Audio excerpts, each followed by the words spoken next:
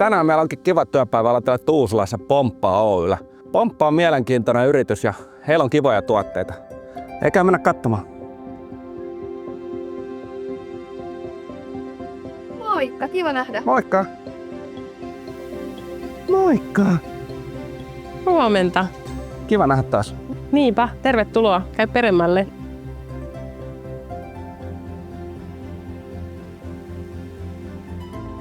Mitäs on kuljetukset mennyt sitten, kun viimeksi nähtiin?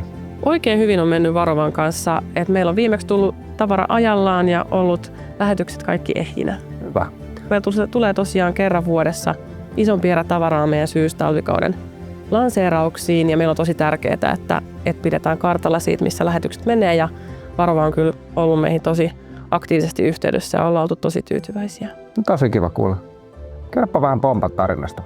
Pomppa on perustettu vuonna 2008. Yrityksen omistaja Meri Alku halusi silloin luoda omille urheilukoirilleen tuotteita, jotka kestää aikaa ja käyttöä ja on erityisesti mahdollistaa vapaan liikkeen ja rajoittamattoman liikkeen koiralle sekä suojaa tietenkin erilaisilta sääolosuhteilta.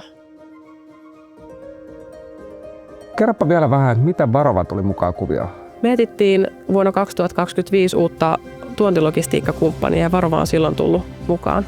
Ensimmäinen yhteydenotto Varovaan vakuutti meidät siitä, että Varova on kiinnostunut meidän liiketoiminnasta ja haluaa auttaa meitä meidän tuonti- ja vientilogistiikassa. Ja meillä tosiaan onkin lähetyksiä, jotka ei tänne Suomeen koskaan varastoon tuukkaan ja Varova on auttanut meitä siinä kyllä oikein paljon.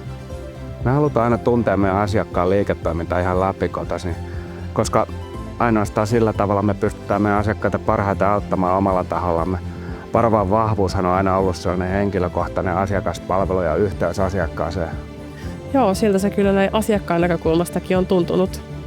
Esimerkkinä tästä on yhteistyö alussa, kun meidän huolintapäällikkö Jaana näytti, miten tällaisten ehkä vähän haastavien cross-trade-lähetysten tullimenettelyt saadaan hoidettua oikein. Mitä sä Noora koet, onko meidän yhteys ja palvelu ollut sillä tasolla, millä me toivotaan se olevan?